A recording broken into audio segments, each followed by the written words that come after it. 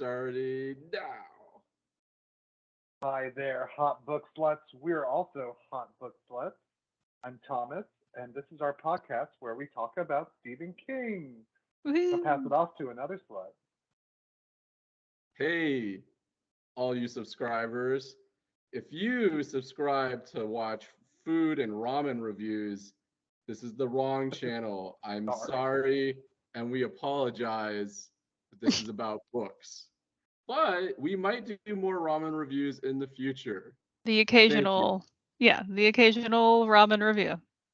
Yes. It's our yes. podcast. We can do whatever we feel like. So, Deal with it. and some terrible book reviews. Yes. The worst book reviews. Hello, everyone. Good books, terrible reviews. To be Yes. Sorry, Yeah. sorry, not reviews of terrible books, because I probably wouldn't be able to read them. But maybe I would, because I can't not finish a book. But I would struggle so hard through it. Yeah, it would just. There would be so many episodes of it because it would take us all so long to get. It would through. take me like a year to read it. Yeah. I've had really short books that I just hated so much, but it took me for freaking ever to read it because I dreaded it the whole time, but I had to finish it. Can you So, tell us, your fellow sluts, what book that was? I understand if you don't want to trash talk an author because no, that's fair. I won't trash talk, but the one that comes to mind, at least most recently, I think it's called The Alchemist, and it's a whole series, and that's the first book. In I don't know how many books there are, and it's quite short. And I think the author's name is Paul something. Anyway, I just did not like it at all. Not trying to talk trash or be mean or. But anyway, Hello? Like yes, the yes, like one that like yeah. I read yes, it too and I was like, this isn't great. yeah. I was like totally prepared to. I had just bought the one. I didn't buy like the whole series or even the first two or anything. Just bought the one just to try it out, and I was fully prepared to be like, all right, we're gonna jump into a big series here. And I struggled so hard through it. I couldn't. It took me forever to read it. I don't know. It was a few years ago too when I read it. So I don't even know how long it actually took me to read it, but I it sounds very interesting. Yeah, I just couldn't do it. So I did Was not it- buy the rest of them or continue on with the Oh. story after the first one. Was it translated from Portuguese to English? I don't know. I guess I just assumed that it was written originally in English. I don't know. Huh. None of it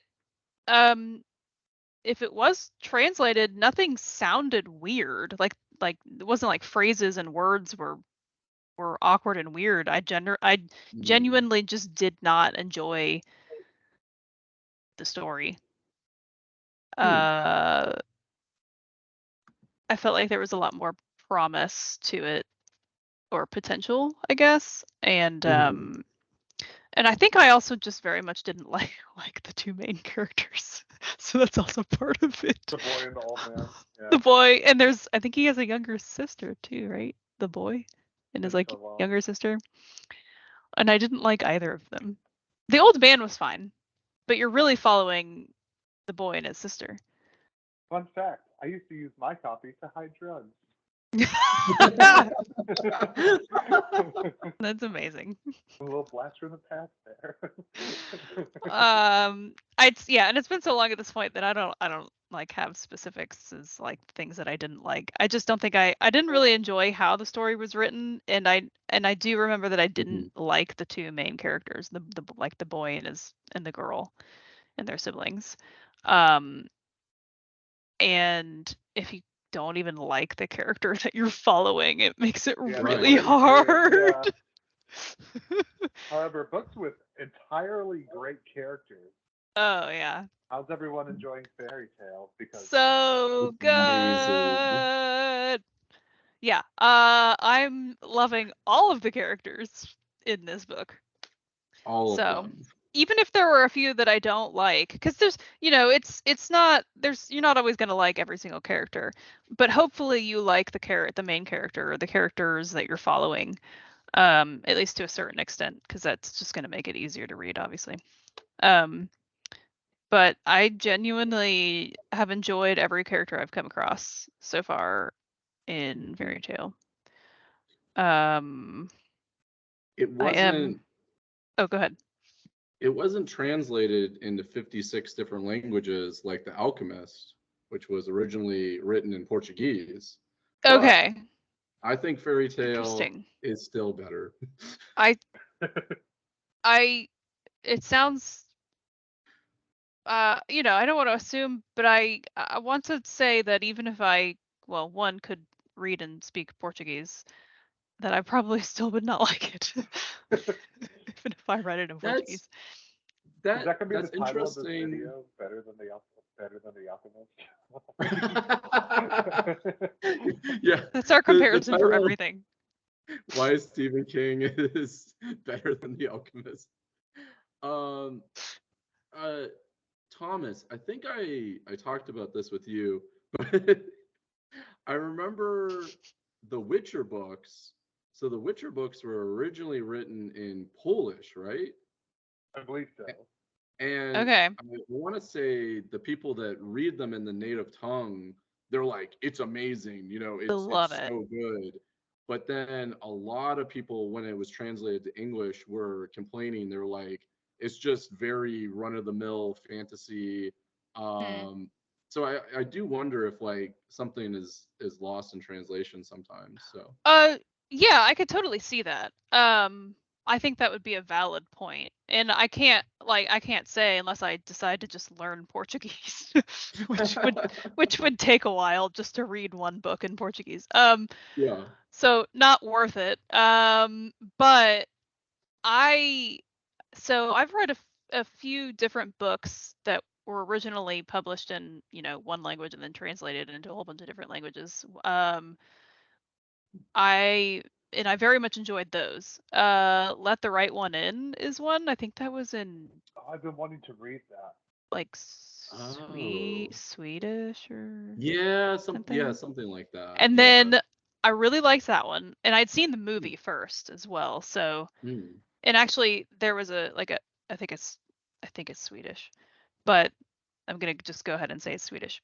But there's a Swedish version, like that's the first movie so the book was published right in Swedish, and then they made a Swedish movie, and then like the book was of course translated in different languages because it became really popular and did really well, and then they made an American movie. Yep. And I have seen both movies, and then I've read the book. Well, obviously the one in English because enjoyed that.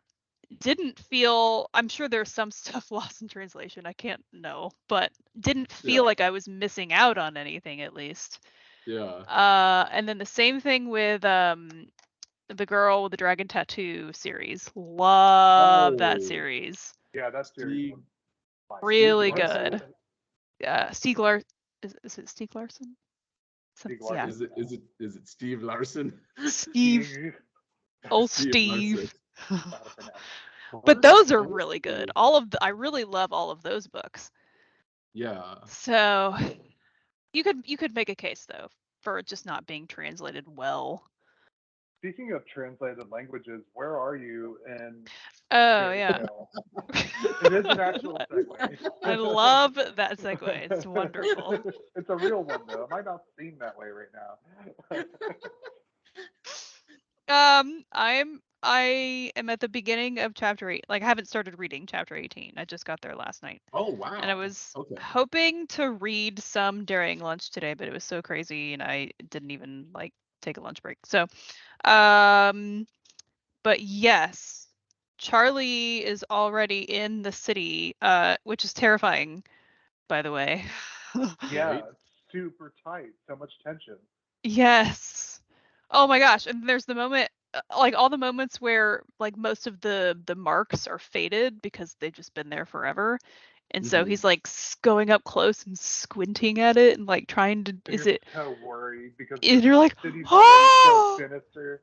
Yeah, don't go the wrong way. Like, I've always had this fear of just being totally lost, but like utterly lost, and you can't find your way. And so this totally plays into that for me, at least. And I think there's tiers of being lost, because there's one thing to like be lost, like going somewhere that you've never gone, and then like being lost in the woods versus like being lost in a different country. And this is like the next Right. level of that, where he's gonna be Yeah. like lost in a new world in a sinister city. Like, Right. so scary.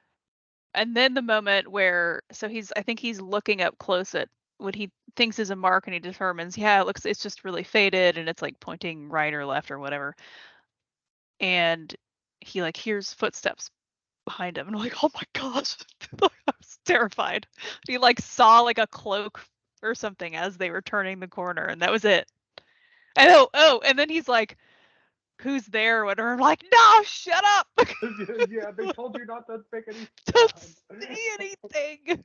But he's so scared because he thinks about it too. I think he's like, He does. at one point he like is like, I know I'm not supposed to make any sound, but right. I can't help myself. So like I think the first thing he says like out loud, but then he's like, I'm not supposed to, like, I'm supposed to be quiet. So then he keeps saying stuff, but he described it as a loud whisper. And even though the whole time I kept going like, just shut up, just stop saying stuff, just stop talking, just keep going. How did you enjoy the shouting aunt? Oh, that was hilarious. I thought that was hilarious. Claudia, yeah.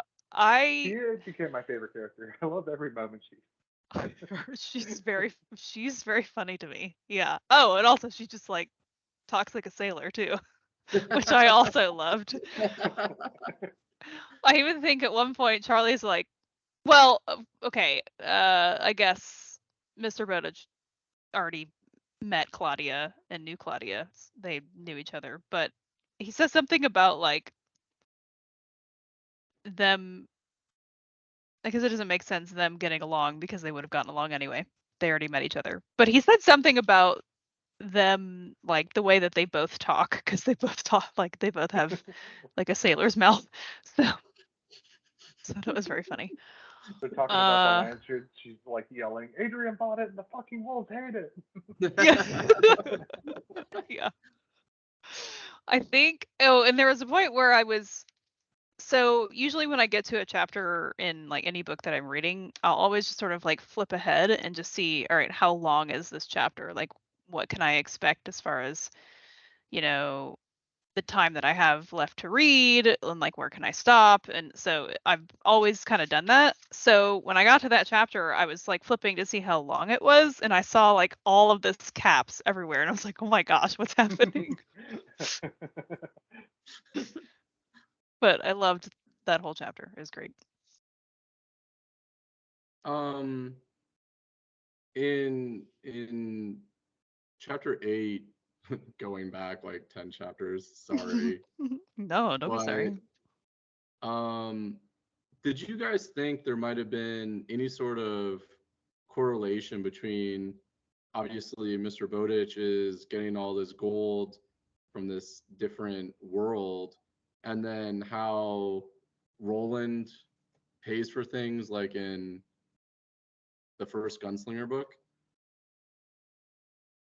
So I kind of had that thought early on before we really knew how he was getting the gold. And I guess I was, I mean, I still have, a bit to go, so anything could happen, of course. But I was sort of just theorizing that he could get to another world. I hadn't yet found out what was in the shed, I think, at this point. So I had a feeling that there was some sort of like tunnel or something like that in the shed.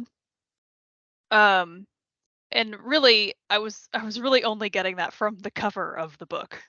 Yeah. Right? Because it's clearly the stairs going down. Right. So I was thinking that there were other worlds that he like found his way to as well. Like somehow he found the tower, or I don't know. but then it kind of, at least how it's going, doesn't really seem like this is just the one world that he was able to access, mostly because he stumbled upon it, you know, Hmm. more than 100 years ago. So now I'm not really sure. Like, I mean, I guess unless Roland was able to get to this world and stole gold, or I don't know. Hmm. Not really sure. Yeah, it's just like I don't know either. It was just like Yeah. a kind of like a theory that I was throwing out. Um, chapter 9, you have like the revolvers and kind of like Hmm. the old west style guns, and like my first thought is, is this related, like is he a gunslinger? And then Right. he goes to the other world, and as soon as he gets to the other world, he sees like that Emerald City like towering in the distance. Yep. So I'm seeing all these parallels, and I'm wondering how it all fits together. Like, is he a gunslinger? Is he like a gunslinger from a different reality? How does it Right. all tie in? What do you think, Thomas? Well, I think that there's like, a few different ideas you could come away with after reading those, kind of comparing them.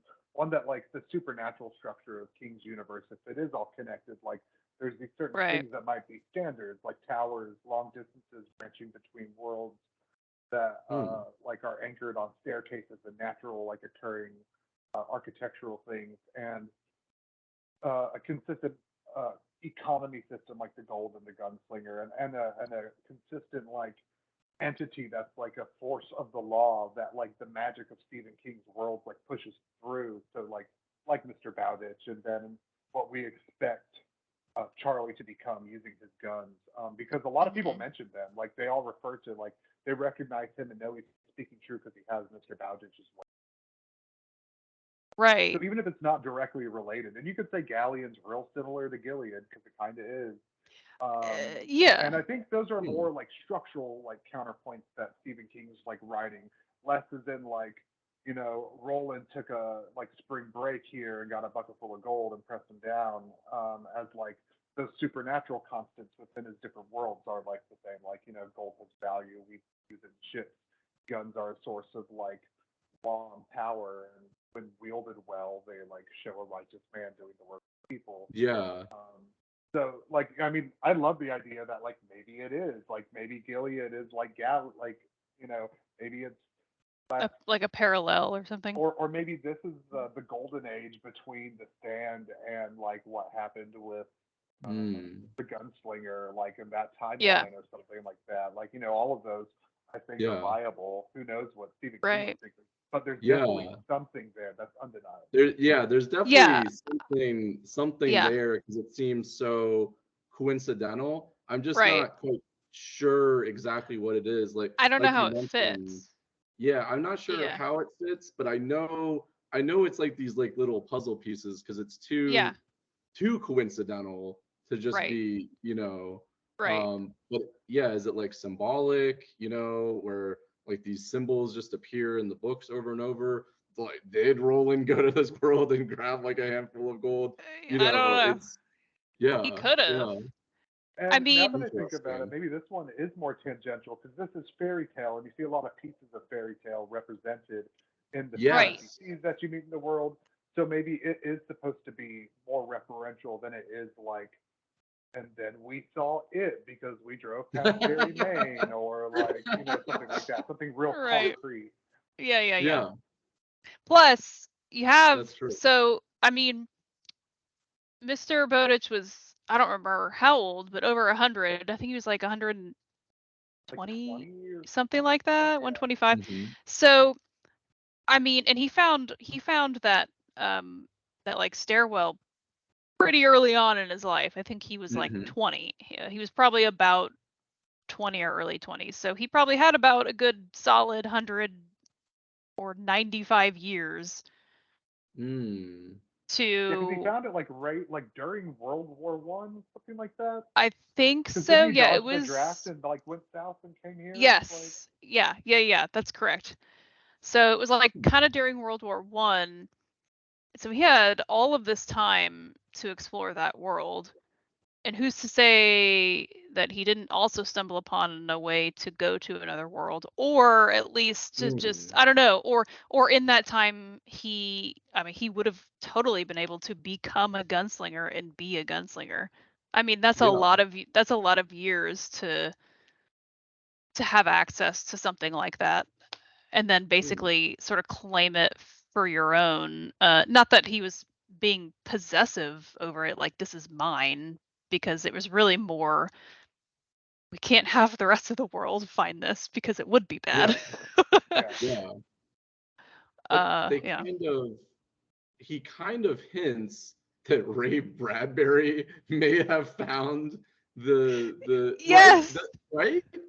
Yes, he does, I'd because read him he's so like, I could maybe understand it he. better, but Yeah, I Yeah. thought that was funny. Like Ray Bradbury came upon it, and then that Yeah. inspired him to write something that Something Wicked wicked This this Way way comes. comes, because that, has basically the same It's wheel got the in. merry-go-round, I believe, Yeah. that does it. Yeah. Yeah.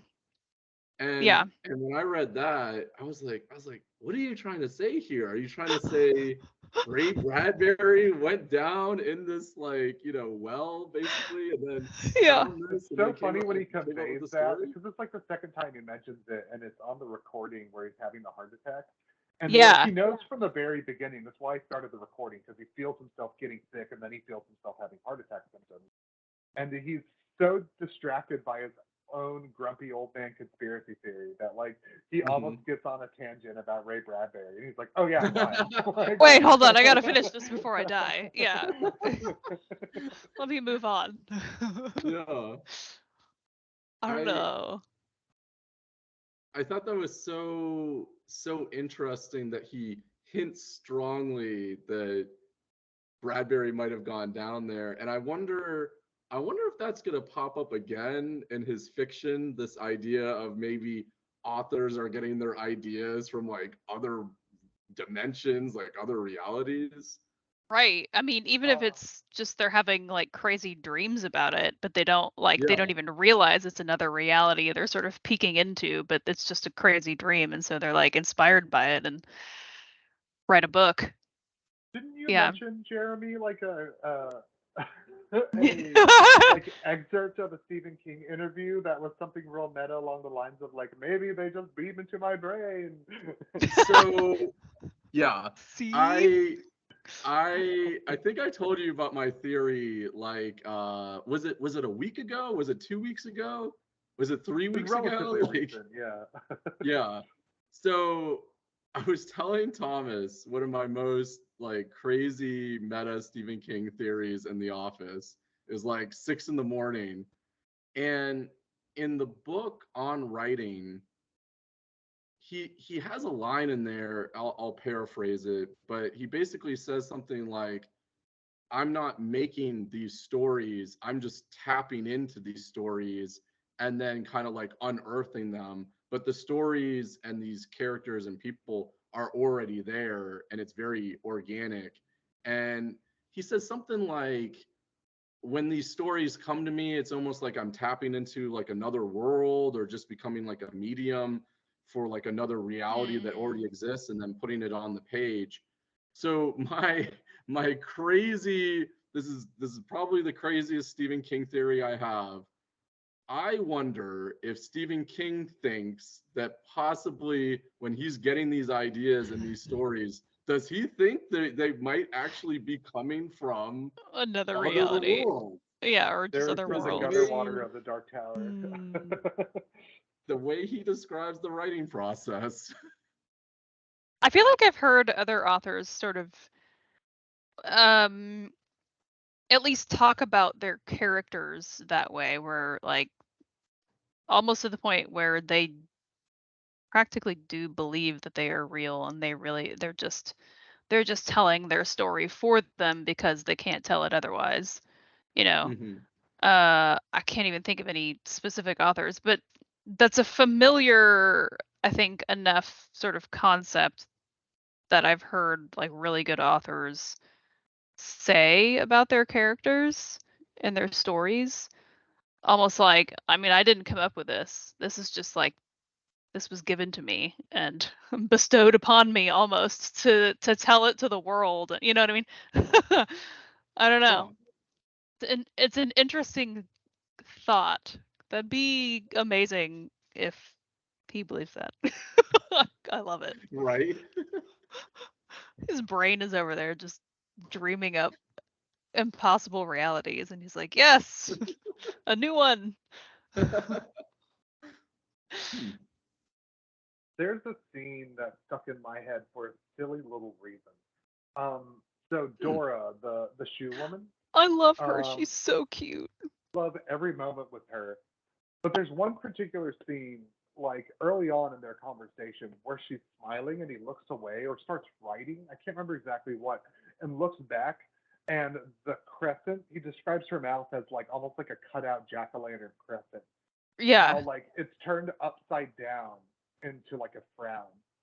Did that stand out to you guys? Just that like this like fixed point of her mouth like moving, and like he never got to like see it actually move, and it was just almost like another little magical thing. Oh, almost was, like really the creepy, like kind of off-putting. Yeah. Because it was like it was oriented up, and then when he like looked away and looked back, it was oriented down. It was down, so he didn't actually see. Oh. I do kind of vaguely remember that. Yeah, that would be very creepy because. Yeah, it stuck with me. Not that it made you think Dora was in any way not like a totally positive character, but I remember thinking, like, oh, that's a bad curse. Yeah, I mean, she like barely see, you really can't talk. Yeah, that is a bad curse. It's unfortunate. Another one sort of stood out to me. So I remember when Charlie reaches, what's the uncle? What's his name? Anthony or something like that. Crap. There's Claudia. You went too far. Yeah, he goes to Claudia after Leia's uncle. It was a good whatever his name is. Anyway, so he calls him he calls Charlie Prince Charlie, right? And Charlie asks him like, why are you calling me Prince, basically? And he's like, oh, well, I guess there's some sort of prophecy from he didn't really totally go into detail and describe it, but I'm assuming there's some sort of prophecy where a prince is supposed to come and sort of save them and restore their world back to what it was before the Grey came and the giant and the night soldiers and all that. But he says something like, but it can't be oh well, he can't see, he's blind. But he says something like, it can't be you because you sound way too young. So you may be a prince, but you're not the prince. And then I think he also mentioned something like that prince is also like the prince is also blonde, but Charlie's hair is like a dark brown. And then when he's at Claudia's, he looks in her little mirror in her bathroom and he mentions, so it's almost like an afterthought where he's like, my hair, it looks like my hair has lightened in shade, but he sort of just chalked it up to the fact that it could just be the bad lighting or something in the bathroom or the mirror, because it wasn't a very good mirror or something like that. And then he just like keeps like his thoughts just keep going on, and I was like, huh, is he somehow changing in this world? We've basically, I guess it was confirmed by the uncle that he can't be infected by the Grey, so he doesn't necessarily have that to worry about. Yeah, but something is changing him. Something about that world is changing him because I have a feeling that probably his hair is lightening until it becomes blonde. And also, he keeps talking about how the way that he speaks is changing. It's slowly changing, and more of the type of speech that they would use, or even maybe royalty in this world would use. So I was like, huh, okay, that stuck with me. Nice. I'm glad, because that was the reason for my segue about translations and Oh, languages, was like seeing that process for Charlie, where like yeah. initially I think he goes to say something like a slang term or response, and he just can't even physically get the words out. It And he's like, won't even come "Oh, I'm out. probably not speaking English right now. Like I'm like, there's Yeah. like this weird feeling." And yeah, then he mentions that Claudia's, that like his tone and cadence of speech is changing. Right. Hmm. Yeah, which is really cool. And that made me think, so the whole where he can't say certain slang words, and it for him it's not like he forgot the word and he keeps saying, I know the word, I have the word, but I cannot get it out. Um but it made me think um of the gunslinger when crap, the little boy's name. I want to say Oh, Charlie, but it's Jake? not Charlie. Thank you, Jake. Jake?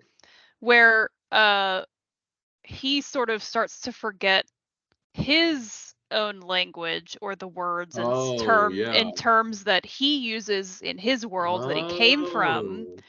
and Huh. he starts to use more of the gunslinger's language slowly.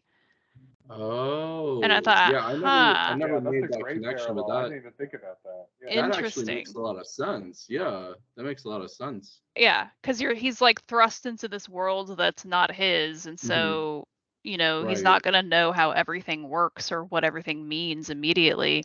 But he sort of Yeah. starts to slowly forget the words Oh, that yeah. were relevant to his world, and then somehow just starts using the terms and the Uh, sayings of Roland's, which is interesting.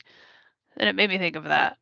yeah, I think that's a pretty good connection. I think that's Yeah, pretty solid. Yeah. yeah.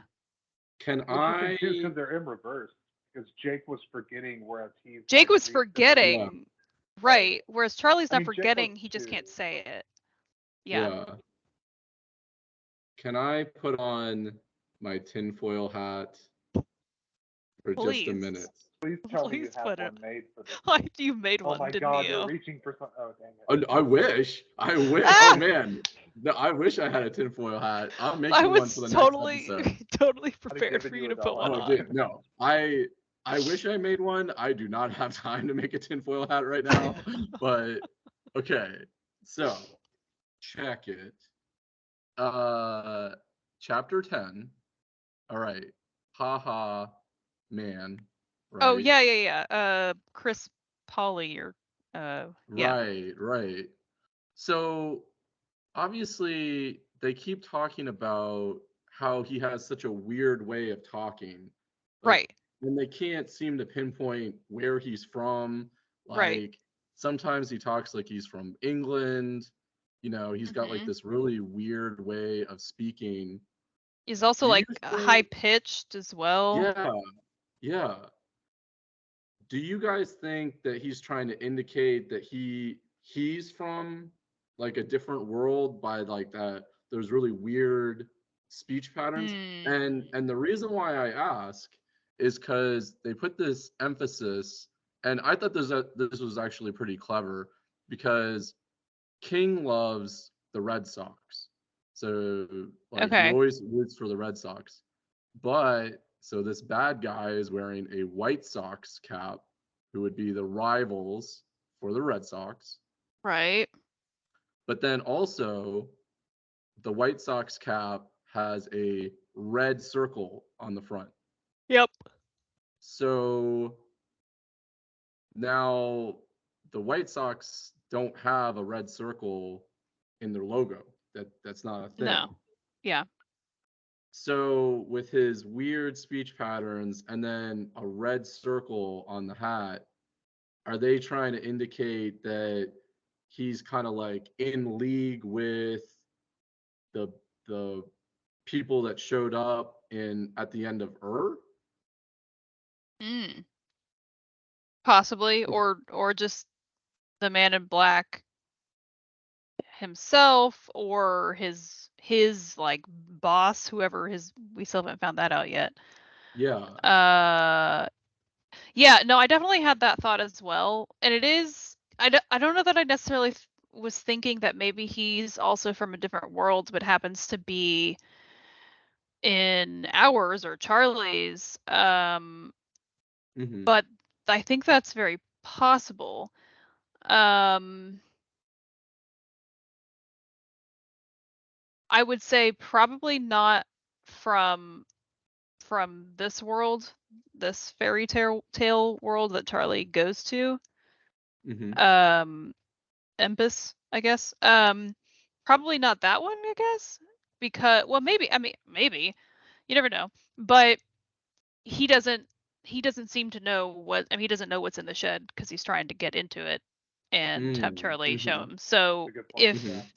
he doesn't Good know point. what's in there and that it leads to this other world, so probably not that world.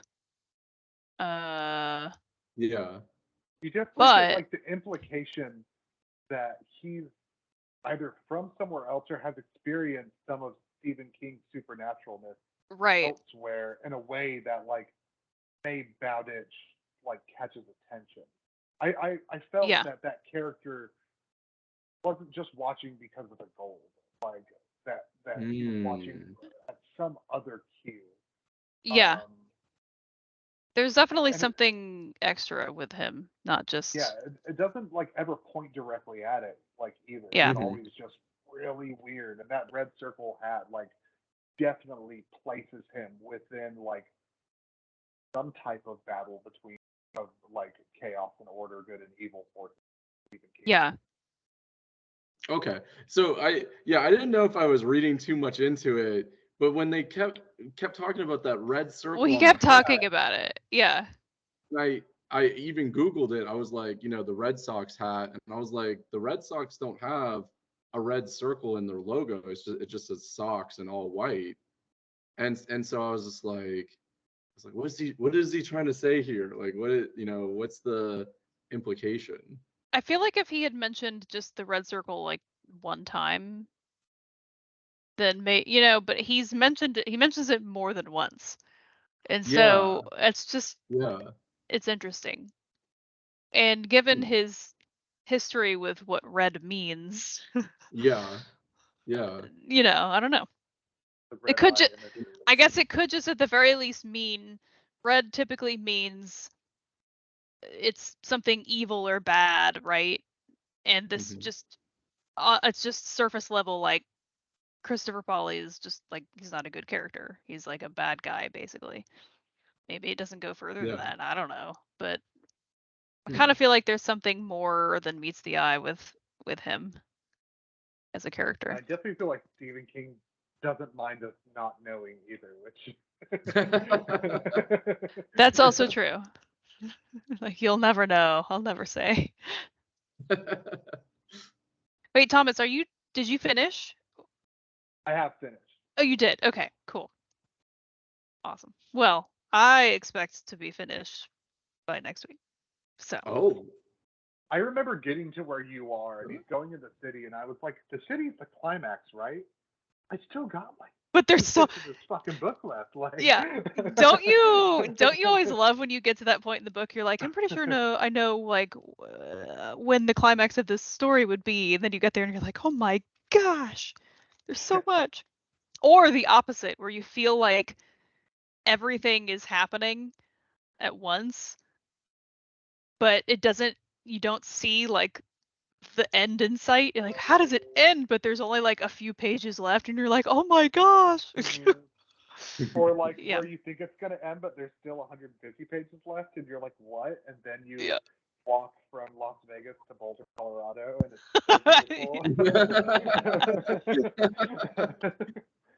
it's that's true. Which is still one of my favorite like parts of that whole story.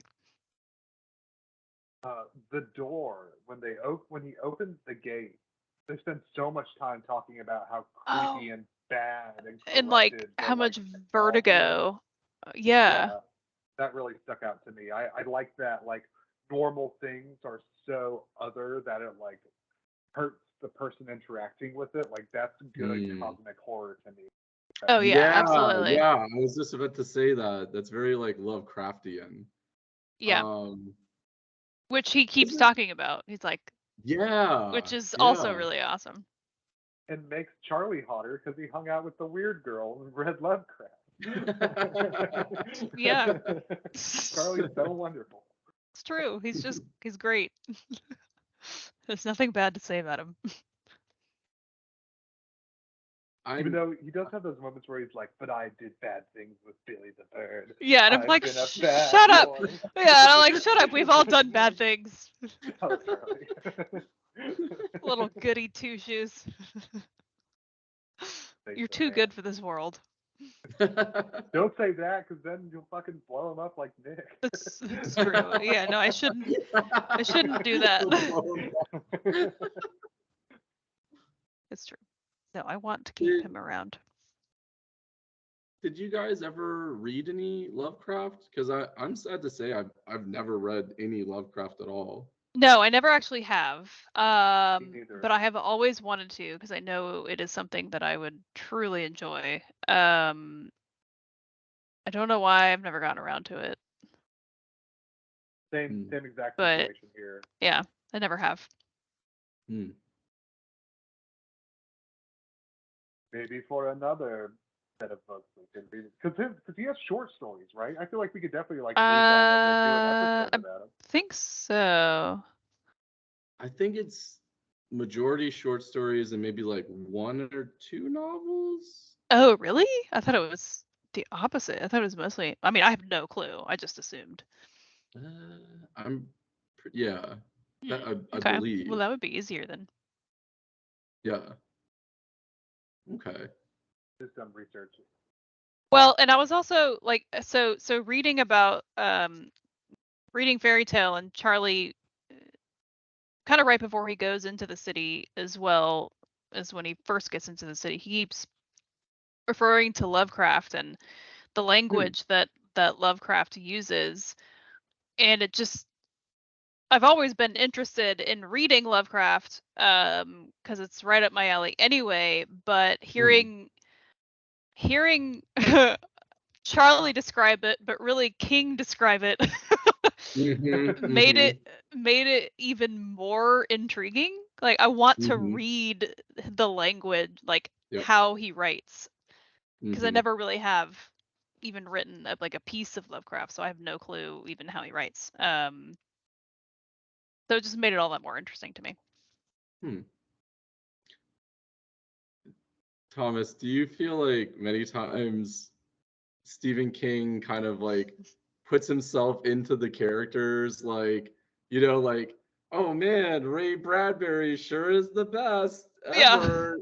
That's what Charlie's saying, and in your mind you're like, I feel like this is just King. It's just King saying that. Fanboying the characters, right? Yeah, that's kind of especially at his point. He's written so much stuff. Like, he has to like, throw snippets like that in there. Like, there's no way that's not what that is. When go ahead. I'll just make this one point. I remember watching this interview he did with George R.R. Martin, where he's talking about how he loves the Game of Thrones books, and then you read the Institute, and there's a character in the Institute, and he's like, wow, the Game of Thrones books are amazing. I definitely read all of them, and they're the best. And you're like, I see what you're doing. That's awesome. Caught on to what you're doing. Yeah. Yeah. Oh, go ahead. I think he.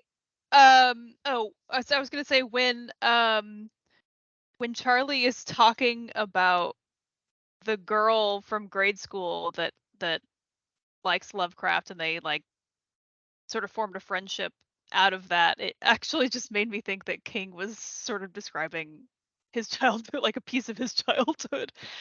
I've obviously no clue if he actually had this friend, whether it was a girl or a boy in grade school, where they just like bonded over Lovecraft, and I was like, I didn't think about that. I hope so. It just felt very, I mean, it felt genuine, but at the same time I felt like this is King. Like, this is just King talking. yeah, he certainly seems to like insert himself into the yeah. stories. But not in a So bad way. In a very he does it yeah, he does it very well, and it's very subtle. yeah. So yeah, it doesn't feel he never makes it feel like out of character for the person who's talking. Yeah. But it's funny. One thing I just thought of thinking about all these great characters is the way the characters are designed in Fairy Tale. They're like these very large standalone like archetypal characters. And like it is a Mm. fairy tale, so like you get that. Right. But I just really like how he put it forward, like the shoe woman, and you know she has a brother, and that's like the first person you meet, and then you meet the princess, then a handmaiden, and like that's it, and then you meet Right. her uncle and her aunt, and then you know about Hannah, but like Mr. Bowdish never said anything about Hannah, and so like you get these like Right. really big momentous characters that the world turns around. And I just really like that format. It was very pleasing, very graspable. Yeah. The way I like the format too, it's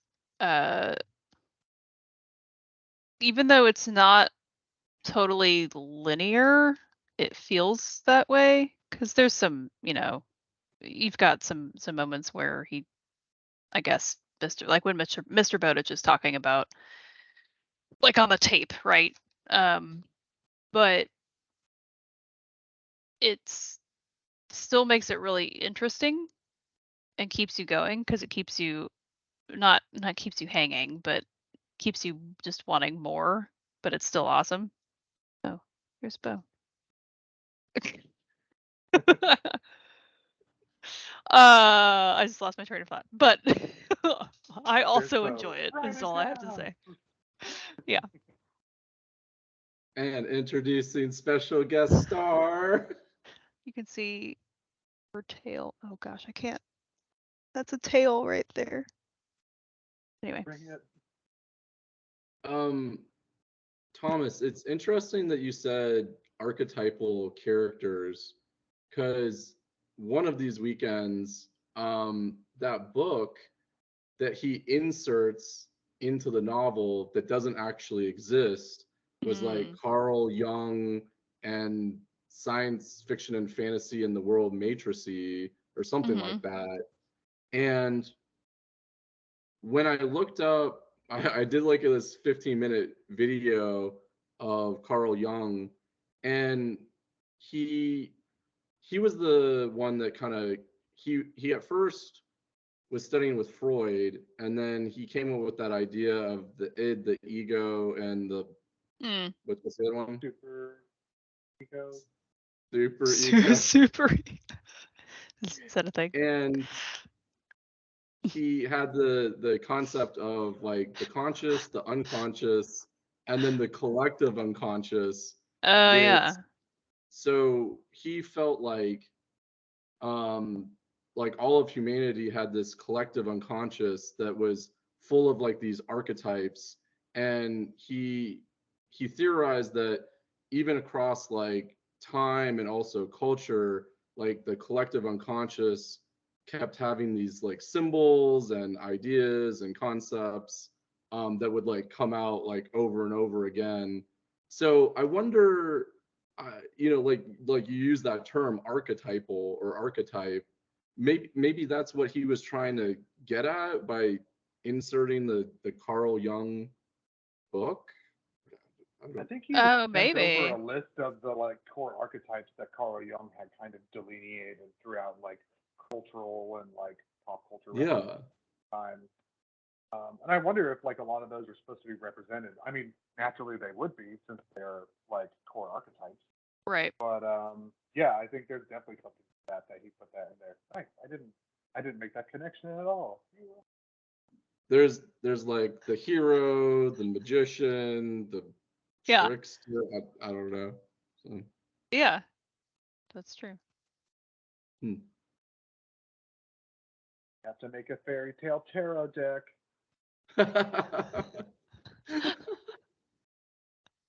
Subscribe to the Kickstarter. Details below. comment about this, I'll shout you out.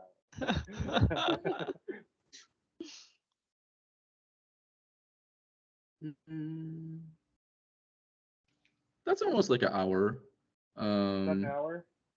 I think so. I think we started around now-ish. Yeah. Write it down. Yeah, that's all the like Prince crazy theories that I had. Charlie. Yeah, I don't know that I have anything else. Yeah. So far. Again, I keep forgetting to make note of stuff because I don't want to stop. Oh, I didn't make any notes. I just ate this with my eyes. I just opened up. It's on chapters. It's actually at the very beginning of chapter 7, but it very much feels again like a Stephen King just putting his thought out there. Where there's a sentence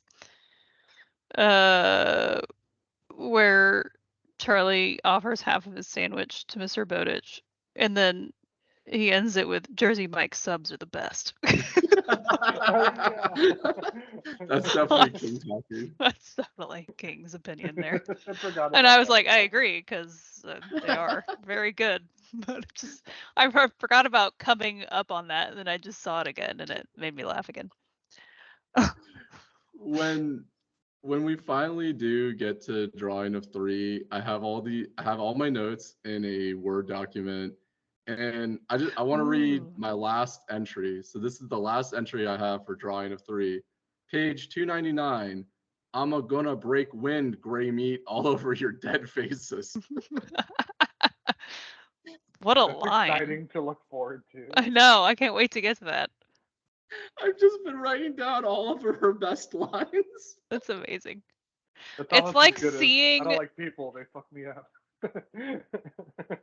It's like seeing a GIF from a movie or a TV show that you've never seen, and then you actually come upon it, and you're like, "Oh my gosh!" Oh. All right, cool. Bye, subscribers. Bye, sluts. Get out of here. Bye. See ya. Goodbye.